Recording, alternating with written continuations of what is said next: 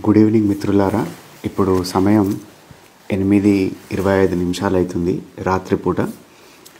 ఇవాల్టి Instagram live లోపల మనం పకడ్వా వివాహ్ అనే ఒక రకమైన కునీతి లేకపోతే మన సమాజంలో ఉన్న జాడ్యం, అంటే మన సమాజం అంటే మన తెలంగాణలో లేదు, ఇది యాక్చువల్గా బీహార్, ఉత్తరప్రదేశ్, రాజస్థాన్ లాంటి ప్రదేశాల లోపల ఇది బాగా కనిపిస్తూ ఉంటుంది. ఓకే, దాని గురించిన విషయాలు చర్చించుకోబోతున్నాను. ఓకే, మనం అంతలోపల కామెంట్స్ని నేను పాజ్ పెట్టేస్తా. కామెంట్స్ మీరు ఏదైనా పెట్టినా కానీ లాస్ట్కి ఎట్ ద ఎండ్ వీలైతే కనుక చూస్తా, లేకుంటే లేదు. సో టైం తక్కువ ఉంది కాబట్టి ముందు ఈ పాయింట్కి వద్దాం. అంటే ఇటువంటి విషయాలు కొన్ని మన దగ్గర సటల్గా జరుగుతాయి, ఇంత డైరెక్ట్గా కాకుండా సటల్గా జరుగుతాయి. సో అది ఎందుకు చెడు విషయం అనే టాపిక్ మీకు ఎక్స్ప్లెయిన్ చేస్తా. దీనికి వెనకాల ఉన్న సైకలాజికల్ డైమెన్షన్స్ అవి కూడా ఎక్స్ప్లెయిన్ చేస్తా. పకడ్వా వివాహ్ అంటే ఏంటిదంటే దొరకబట్టి పెళ్లి చేయడం అన్నట్టు. టెక్నికల్గా ఇప్పుడు ఒక బీహార్ లాంటి ఒక బిమారు రాష్ట్రం, అక్కడ వసతులు తక్కువ, విద్య చదువుకునే వాళ్ళు తక్కువ, డబ్బులు తక్కువ. నీ దగ్గర ఒక 3,000 రూపాయలు ఉంటే నీకు నెల గడిచిపోతుంది, హ్యాపీగా బ్రతికేయచ్చు అక్కడ. సో అటువంటి సర్కమ్స్టాన్సెస్ ఉంటాయి. అటువంటి సర్కమ్స్టాన్సెస్ లోపల ఎట్లుంటుందంటే, ఇప్పుడు ఎవరికన్నా ఒక వ్యక్తికి గవర్నమెంట్ జాబ్ వచ్చింది, లేదా ఎవరన్నా ఒక వ్యక్తి వేరే రాష్ట్రానికి వెళ్ళి డబ్బులు బాగా సంపాదించుకున్నాడు, అక్కడ ఒక ఇల్లు కట్టుకున్నాడు, పక్కా ఇల్లు, బంగ్లా అంటారు కదా, బంగ్లాతోటి ఇల్లు కట్టుకున్నాడు. కొంతమంది మాట్లాడుతుంటే కొంతమంది చెప్పిన విషయం చెప్తాను మీకు, నాతో షేర్ చేసుకున్న విషయం. వీళ్ళు ఎంత డబ్బులు ఉన్నా కానీ చాలా మటుకు కుటుంబాలంట వాళ్ళు ఇంటికి పెయింట్ వేసుకోరట, బయటికి ప్లాస్టరింగ్ చేయించుకోరంట. ప్లాస్టరింగ్ చేయించుకుంటే ఏమవుతుంది, పెయింట్ వేయించుకుంటే ఏమవుతుంది, వెంటనే వాళ్ళ ఇంటికి ఫోన్ వస్తుంది, ఏమైంది, బాగానే డబ్బులు సంపాదిస్తున్నట్టున్నారు కదా మీరు, డబ్బులు పంపండి, కొడుకుని ఎత్తుకపోతాం, బిడ్డను ఎత్తుకపోతాం, ఇట్లా అట్లా. రెండోది, ఇంట్లో రెండో డైమెన్షన్ ఏంటిది, వాళ్ళ ఇంటికి వీళ్ళ పిల్లల్ని, ఆడపిల్లల్ని ఇచ్చి పెళ్లి చేసుకోవడానికి బేరిస్తారు అన్నట్టు. అదొక భయం. సో అందుకే వాళ్ళు ఎక్కడ కూడా బాహాటంగా నగలు వేసుకోవడం, బాహాటంగా పెద్ద పెద్ద ఇల్లు కట్టుకోవడం, కారు కొనుక్కోవడం చేయరు. సో ఈ పకడ్వా వివాహం అనేది ఎక్కడి నుండి మొదలైందంటే, దీని యొక్క రూట్స్ స్వాతంత్రం రాకముందు నుండి ఉన్నది. ఇది కొత్తగా వచ్చిన ఫినామినా కాదు, స్వాతంత్రం రాకముందు నుంచి ఉంది. స్వాతంత్రం రాకముందు ఎవరైతే బ్రిటిషర్స్ దగ్గర గవర్నమెంట్ జాబ్స్ పొందేవాళ్ళు ముఖ్యంగా, ప్లస్ అక్కడ నవాబుల పాలన ఉండే, కొన్ని లక్నవీ నవాబుల పాలన, అక్కడ వాళ్ళు బాగా వెల్తీ సాలరీలు ఇచ్చేవాళ్ళు అన్నట్టు. సో ఈ లక్నో నవాబుల దగ్గర పనిచేసే వ్యక్తులను ఇట్లనే దొంగతనంగా దొరకబట్టి తీసుకుపోయి బెదిరించి పెళ్లిళ్ళు చేసేవాళ్ళు. సో తర్వాత బ్రిటిషర్స్ కింద పనిచేసే వ్యక్తులను కూడా చేయడం స్టార్ట్ చేశారు. ఓకే, కారణం ఏంటిది, అప్పుడైనా ఇప్పుడైనా ఎప్పుడైనా కానీ అప్పట్లోపల మగపిల్లలే ఎదురు కట్నం ఇచ్చి పెళ్లి చేసుకునేవాళ్ళు. కానీ ఇప్పుడు రాను ఏమైపోయిందంటే, ఆడపిల్ల తల్లిదండ్రులు ఎంత ఇబ్బంది ఉన్నా కానీ అతడే పెళ్లి చేయాలి, అతడే కట్నం పెట్టాలి, సంథింగ్ ఏదో గొల్లెం ఉన్నది. అబ్బాయిలు కూడా కొంత ఖర్చు పెడుతున్నారు, రిసెప్షన్ అది ఇది అని. ఇరు వర్గాలకు కూడా ఖర్చు అవుతుంది, కానీ ఎక్కువ శాతం ఆడపిల్లల తల్లిదండ్రులు ఇంకెక్కువ వరి అవుతారు. కాబట్టి వాళ్ళకి ఏముంటుందంటే, ఇంకొక పాయింట్ ఏంటిదంటే, కూతుర్లను ఒక రకంగా వీళ్ళు ఎక్కువ తక్కువ పాపులేషన్ ఉంటారు బీహార్ల లోపల, ఉత్తరప్రదేశ్ లోపల. ఏంటిదంటే మన మధ్యప్రదేశ్ లోపల మన లెక్క ఒకరిని కానీ నాకు ఒక్కడు చాలనుకునేటట్టు ఉండరు. వాళ్ళ ఇండ్లలో ఒక 7, 6, 5 ఈజీగా ఉంటారు అన్నట్టు, అక్కలు చెల్లెలు అన్నదమ్ములు అందరు కలిసి. సో ఆబ్వియస్గా వాళ్ళందరికీ పెళ్ళిళ్ళు చేయాలంటే ఖర్చుతోడు కూర్చుకున్న పని. సో వీళ్ళు ఏం చేస్తారు, అల్కగా మన కమ్యూనిటీలో, మన కాస్ట్లో, మన ఊర్లో ఎవరు సూటబుల్ పర్సన్ ఉన్నారు, ఎవరున్నారు, సో వాళ్ళకు వెంటనే ఈ పిల్లలకు 16 ఏళ్ళు 17 ఏళ్ళు రాగానే ఏదో రకంగా మ్యానిపులేట్ చేసి పెళ్లి చేసేస్తారు. కానీ చట్టాలు మారుతున్నాయి కదా, చట్టాలు మారినాక కూడా మరి ఎందుకు పోలీసులు ఉండగా, మిగిలిన వాళ్ళు ఉండగా ఎట్లా చేయగలుగుతున్నారంటే, ఒక టాక్టిక్ వాడతారు. నిన్న ఈ ఒక వ్యక్తి టీచర్ జాబ్ వచ్చింది, అతనికి టీచర్ జాబ్ రాగానే అతను తన డ్యూటీకి పోతున్నాడు. సో అతను ఎట్లన్నా కానీ పెళ్లి చేసేసుకోవాలని చెప్పి ఒక 2 స్కార్పియోల మనుషులను తీసుకొచ్చి ఆ టీచర్ని కిడ్నాప్ చేసి అతను ఏడుస్తున్నాడు, గొడగడ బలవంతంగా తీసుకుపోయి పెళ్లి చేస్తారు. బయటికి ఏం చెప్తారు, ఏం నడుస్తుంది నెరేటివ్ అంటే, సత్యం ఉందా అసత్యం ఉందా. మ్యాక్సిమం చోట్ల ఏంటిదంటే నెరేటివ్ ఏముంటుందంటే, వీళ్ళకు ప్రేమ వ్యవహారం ఉంటే, లేకుంటే వీళ్ళు ఇదివరకే రిలేషన్షిప్లో ఉన్నారు, అన్నట్లా ఒకటి పుట్టిస్తారు. పుట్టించినాక ఒక జస్టిఫై చేసుకోవడానికి అన్నట్టు తాము చేస్తున్న తప్పిదాన్ని జస్టిఫై చేసుకోవడానికి ఇది ఒకటి చేస్తారు. రెండోది మన తెలంగాణలో కూడా నేను కొన్ని చోట్ల అబ్జర్వ్ చేసిన, కొంతకాలం పాటు కపుల్స్ లవర్లుగా ఉన్నప్పుడు లేకుంటే ఏదో ఉన్నప్పుడు కొద్దిగా గ్యాప్ వచ్చి విడిపోతారు. విడిపోయిన తర్వాత వీళ్ళకి ఏమవుతుందంటే, ఇప్పుడు గ్రీవియన్స్ పార్టీ ఫీమేల్ అనుకోండి, ఈజీగా పోలీస్ స్టేషన్ పోతుంది, నాకు అన్యాయం అయింది, ఇది అయింది, చట్టాలు అనుకూలంగా ఉన్నాయి. పోలీసు వాళ్ళు ఏం చేస్తారు, అని ఈ కేసు పెడతాం ఆ కేసు పెడతాం ఇట్లా అట్లా అని బెదిరియంగానే భయానికి స్టేషన్లలో పెళ్ళిళ్ళు చేస్తారు. స్టేషన్లలో పెళ్ళిళ్ళు అవడేంటిది కామెడీ కాకపోతే. సో అది ఏంటంటే బెదిరించి చేసినట్టే అది. అట్లా బెదిరించి చేసిన పెళ్ళిళ్ళు సక్రమంగా ఉంటాయా? మ్యూచువల్ కన్సెంట్ లేనిది వాళ్ళు కాపురం చేసుకుంటారా? పిల్లల్ని కంటారా? ఆ పిల్లల్ని ఆ అమ్మాయిని టార్చర్ పెట్టారని ఏమీ గ్యారంటీ ఉన్నది? ఇటువంటి ఒక ఇన్సిడెంట్ చెప్తాను మీకు. ఇటువంటి బీహార్ లాంటి ప్రాంతం లోపల ఇట్లనే పక్కడువా వివాహం చేస్తే ఏంటిదంటే, వాడు తీసుకుపోయి ఆ పిల్లని కాంతిపూరలో అమ్మేసిండు, బ్రోతల్ ఏరియాలో అమ్మాయిని. వాళ్ళ అమ్మ నాన్నల్ని వేరే చోట స్టేట్కి మార్చేసుకున్నాడు అంతకన్నా ముందే. అంటే చూడండి, వీళ్ళకి నిజంగా ఆడపిల్లల మీద ప్రేమ ఉంటే ఇట్లా చేస్తారా? లేదు, అజ్ఞానం. వాళ్ళు ఏం ఫీల్ అవుతారంటే, వాళ్ళ ఆడపిల్లలు అనగానే మన గుండెల మీద భారం, మనం ఏదో రకంగా వీళ్ళను బయటికి పంపించేస్తే గౌరవంగా ఉంటాం, అందుకోసం ఎట్లా నయానో భయానో బయటికి పంపించినామా లేదా, అదే లెక్కల. హైదరాబాద్ పాత బస్తీలో చూడండి, వాడెవడో ముసలోడు 70 ఏండ్లోడు 80 ఏండ్లోడు అరబ్బు షేక్లకు వాళ్ళకి ₹1,00,000 1,50,000 తీసుకొని అమ్మేసుకుంటారు, పెళ్ళి అని పేరు పెడతారు పైన. చూడండి సమాజం ఎట్లున్నది. అదొక మన దగ్గర లేదనుకుంటున్నాం, మన చుట్టుపక్కల చూడండి కనిపిస్తాయి మీకు ఎగ్జాంపుల్స్ ఎన్నో. కానీ ఎవడన్నా మాట్లాడతారు ఆ టాపిక్ల మీద? మాట్లాడరు. అన్నీ ఏదో వేరే ముచ్చట్లు పెడతారు మన వాళ్ళు. సో దీని గురించి ఎక్స్ప్లెయిన్ చేస్తా. సో ఇది మనకు చూడడానికి ఫనీగా అనిపించచ్చు కొంతమందికి, పెళ్లి కాని వాళ్ళకు, లేకుంటే ముందర మనం బీహార్ పోదాం పాటు బీహార్లో పోతే మనకు పెళ్ళి అయిపోతుంది అని ఒక జోక్లో మజాక్లా మాట్లాడుకోవచ్చు. కానీ ఇది ఒక సీరియస్ క్రైమ్. అది సీరియస్ క్రైమ్ అగైన్స్ట్ హ్యుమానిటీ మన దేశంలో జరుగుతున్నది. అది ఇంకా దాన్ని ఎందుకు జరగగలుగుతుందో ఒక విషయం చెప్తా మీకు. ఆ పర్టికులర్ స్టేట్ బై మళ్ళీ చెప్తారు ఎందరో ప్రపైస్ అది. సో ఒక వ్యక్తి, ఒక డాక్టర్, పాపం ఆ డాక్టరు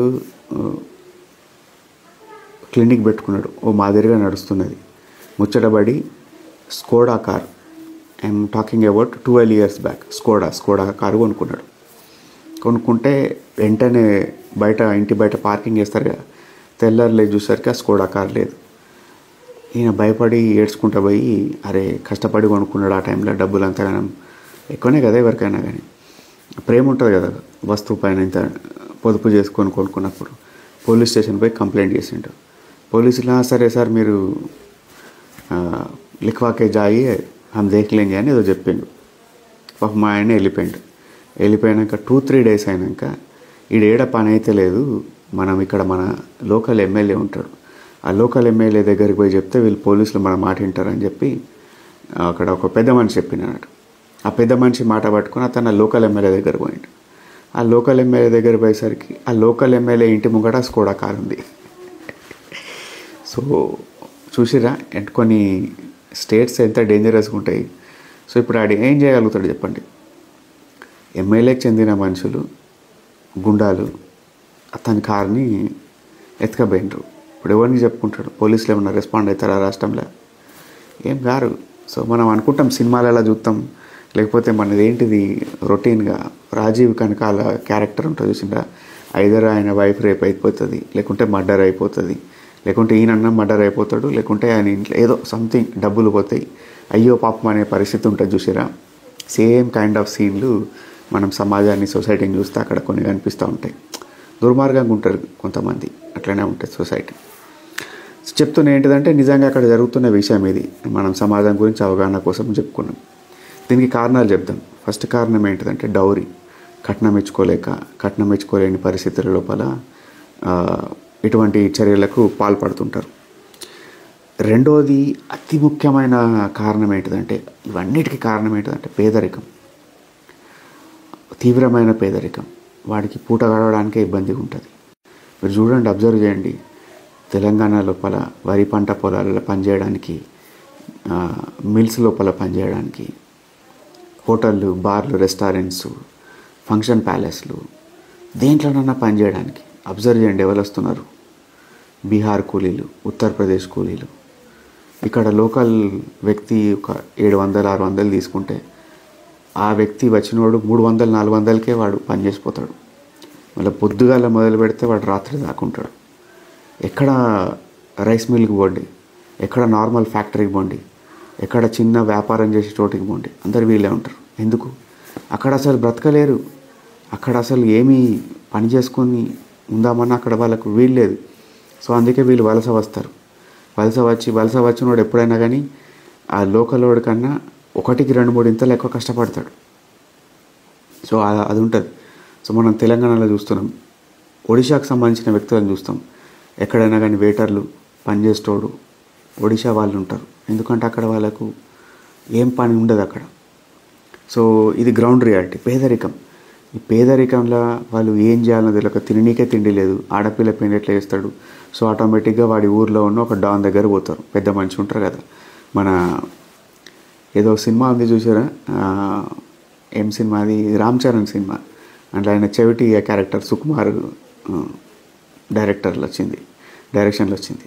సో అందులో ఒక ఊర్లో పెద్ద మనిషి ఉంటాడు, డేంజరస్ ఫెలో, నాగ ఫణీంద్ర భూపత, జగపత్ బాబు క్యారెక్టర్.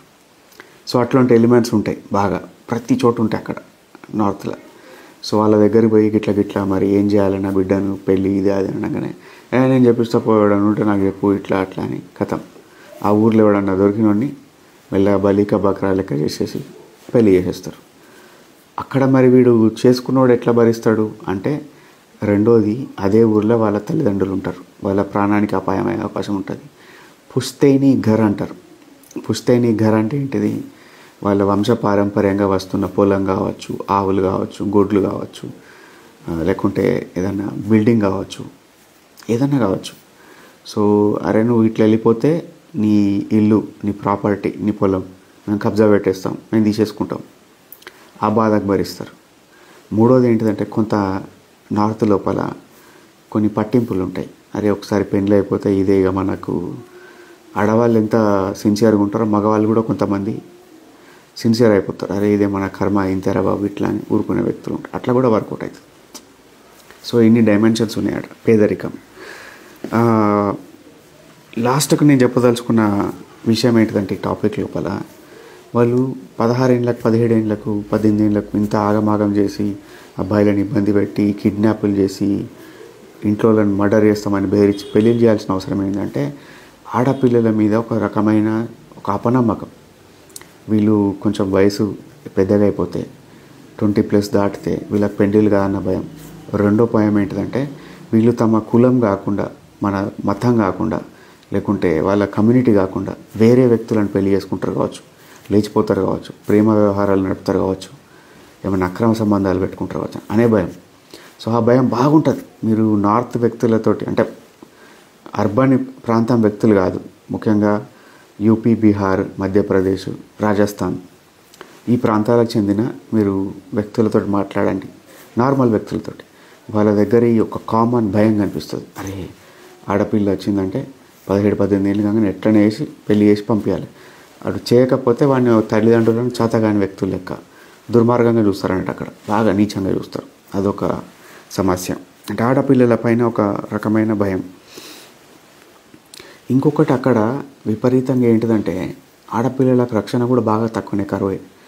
సో ముందు మనం ఎంతకాలం మనం పోషించగలుగుతాం, ఎంతకాలం మనం ప్రొటెక్షన్ ఇవ్వగలుగుతాం. ముసలోళ్ళం అయిపోయినాం కదా, తల్లిదండ్రులం ఎవడు చూడాలి? ఎవరికైనా పెళ్లి చేసేస్తే అబ్బాయి అయితే కనుక వాడు సురక్షితంగా చూసుకుంటాడు. అందుకోసం పెళ్లి చేసేద్దాం, ఈ కోణం కూడా ఉంటుంది. ఎస్పెషల్గా పెళ్లి చేసేస్తే వాడి బాధ్యత, వాడి భారం, వాని యొక్క బరువు అది వాడు చూసుకుంటాడు. సో మనం బరువు దించేసుకోవచ్చు. చచ్చిపోయే లోపల, ఏదయ్యే లోపల మనం బరువు దింపేసుకుంటాం. ఆ యాంగిల్లో కూడా వీళ్ళు ఇట్లా పెళ్లిళ్ళు చేసేస్తూ ఉంటారు అన్నట్టు. ఇక్కడ మనకు క్లియర్ కట్గా కనిపించేది ఏంటిదంటే, ఆయా రాష్ట్రాల లోపల సిస్టమ్ ఫెయిల్యూర్ కనిపిస్తుంది. లా అండ్ ఆర్డర్ ఎన్ఫోర్స్మెంట్ చేసే వ్యక్తులు వాళ్ళ యొక్క క్లియర్ కట్ ఫెయిల్యూర్ కనిపిస్తుంది. ఎందుకు ఫెయిల్యూర్ అంటే, వీళ్ళది పొలిటీషియన్లది, రాజకీయ పార్టీలది, ప్లస్ పోలీస్ డిపార్ట్మెంట్ది ఒక కంబైన్డ్ మిలీ భగత్ అనొచ్చు అన్నట్టు హిందీ లోపల. కలుపుగోలుగా ఉండిపోతారు. వాళ్ళు చెప్పినట్టు వీళ్ళు వింటారు. పొలిటికల్ బాసెస్ చెప్పిన విషయాలు వీళ్ళు తూచా తప్పకుండా పాటిస్తూ ఉంటారు. సో అదొక కర్మ ఆడ. సో అదొకటి. ఇంకోటి, మీరు ఉత్తగానే వాళ్ళకి ఆ పేర్లు రాలేదు. గుండారాజు పలానా పార్టీ వస్తారే మొత్తం గుండారాజ్యం వస్తుంది, పలానా వ్యక్తి వస్తే మొత్తం గుండారాజ్యం వస్తుంది. ఆబ్వియస్గా మీరు చూడండి, పోలీస్ డిపార్ట్మెంట్ రిక్రూట్మెంట్ చూడండి, అందులోపల ఎవరైతే రూలింగ్ పార్టీ ఉన్నదో ఆ రూలింగ్ పార్టీకి సంబంధించిన కులం వ్యక్తులనే 95% ఎట్లా రిక్రూట్ చేస్తారండి. 95% రిక్రూట్ చేసే కట్టెపడం చేశారు. సో 95% రిక్రూట్ చేస్తారు. సో ఏంటిదంటే తమకు అనుకూలమైన వ్యక్తులను నచ్చిన ప్లేస్లలో పెట్టుకోవడం, డబ్బులు తీసుకొని గవర్నమెంట్ జాబులు ఇవ్వడం, ఇవన్నీ రకరకాల దౌర్బల్యాలు లేకుంటే డ్రాబ్యాక్స్, నెగిటివ్ ఎలిమెంట్స్ అక్కడ సమాజంలో కనిపిస్తాయి మనకు. ఓకే, ఇంకోటి నేను చెప్పదలుచుకునే విషయం ఏంటిదంటే, లాస్ట్ పాయింట్ నేను చెప్పదలుచుకున్నది, అరే ఫోన్లు వేస్తున్నారు వ్యక్తులు. లాస్ట్ పాయింట్ నేను చెప్పదలుచుకునే విషయం ఏంటిదంటే, సో ఇది చూసి మనం నవ్వుకోవచ్చు, అరే వాడు ఏడుస్తాను చూసినావా ఎట్లా ఏడుస్తుండో. నాకు బాధ అనిపించే విషయం ఏంటిదంటే, నేను ఈ టాపిక్ కొంతమందితోటి మాట్లాడుతుంటే, ఆడపిల్లలకి ఏడవడం ఏంటిది, పెళ్ళే చేస్తున్నారా, వానికి కొంపలు ముంచుతున్నారా, ఏడుచుడు ఏంటి, వాడు ఎందుకు ఏడుస్తున్నాడు అంటే వాడిని ఆత్మను చంపుకొని వాడు పెళ్లి చేసుకుంటుండే. అక్కడ వాని మనస్ఫూర్తికి ఇష్టం లేకుండా వ్యక్తి బలవంత పెట్టి వాడిని పెళ్లి చేస్తున్నారు. వానికి ఎంత బాధ అవుతుంది. వాడు మొగోడైనంత మాత్రం వాడు మనిషి కాదా, వానికి ఆత్మగౌరవము, వానికి ఇష్టాలు ఏముండయా, ఎవరిని గొర్రె లెక్క ఎటు పంపిస్తాడు పోయి వ్యక్తులను పెళ్లి చేసుకొని కాపురాలు చేస్తారు. అది పాసిబుల్ అవుతుంది ఇవాళ రేపు సమాజంలో? కాదు కదా. వీళ్ళ మూసధోరణి ఏంటిదంటే, ఇప్పుడు ఇవాళ రేపు చూడండి, కులము చూసి, గోత్రం చూసి, అదేమంటారు జాతక చక్రం చూసి, ఏజ్ చూసి, టేస్ట్లు చూసి, ఈ మ్యాట్రిమోనియల్ ప్రొఫైల్స్ అన్నీ అల్గారిథమ్స్ చూస్తే ఇష్టాలు సేమ్ ఉన్నాయా లేదా, హైట్ మ్యాచ్ అవుతుందా లేదా, కలర్ మ్యాచ్ అవుతుందా లేదా, హెల్త్ రిపోర్ట్స్ చూపించుకొని ఇన్ని చేసినాక కూడా డబ్బులు ఫుల్ ఉన్న వ్యక్తులు కూడా పెళ్ళిళ్ళు ఆగుతలేవు, కాపురాలు కూలిపోతున్నాయి. ఎందుకు? ఒక వ్యక్తి పెళ్లి చేసుకున్నప్పుడు ఉన్నట్టు పెళ్ళి అయిన తర్వాత 1 ఇయర్కి 2 ఇయర్స్కి ఉండడు. ఎందుకంటే వానికి కొత్త ఇన్ఫర్మేషన్ వస్తుంటుంది, వాడు మనిషి మారుతుంటాడు, వాని అభిప్రాయాలు మారుతుంటాయి, ఆ అమ్మాయి అభిప్రాయాలు మారుతుంటాయి, అలవాట్లు మారుతుంటాయి, ఇష్టాలు మారుతుంటాయి. ఆబ్వియస్గా ఒక 4 ఏళ్ళు అయినాక సేమ్ అభిప్రాయం ఉండకపోవచ్చు, ఆ సేమ్ పర్సన్ ఉండకపోవచ్చు. ఫోన్ చూడండి, మీరు ఏ ఫోన్ కొనుక్కున్నా కానీ దాని యొక్క వర్షన్ ఒక 9 ఆండ్రాయిడ్ వర్షన్ ఉందనుకోండి, వైఫైకి కనెక్ట్ చేయగానే అది అది 1 వీక్లో 10 అయిపోతుంది. ఆపరేటింగ్ సిస్టమ్ అప్డేట్ అవుతుంది కదా, అట్లనే మనుషులు అప్డేట్ అవుతారు, మారిపోతారు. మారిపోయినప్పుడు పాత లెక్కలని, పాత ధోరణి ఎక్స్పెక్టేషన్ తోడు ఉంటారా? ఉండలేరు. సో ఇట్లా ఎవరైనా ఇట్లా కథలు పడ్డా, భయపెట్టో, బెదిరించో, బ్లాక్మెయిల్ చేసో, లేకుంటే ప్రలోభ పెట్టో, కట్నమాషం చూపించో, లేకుంటే ఇంకేదో చేసో గొడవలు చేసో పెళ్ళిళ్ళు చేసుకుంటే నిజంగా పెళ్ళిళ్ళు నడుస్తాయండి?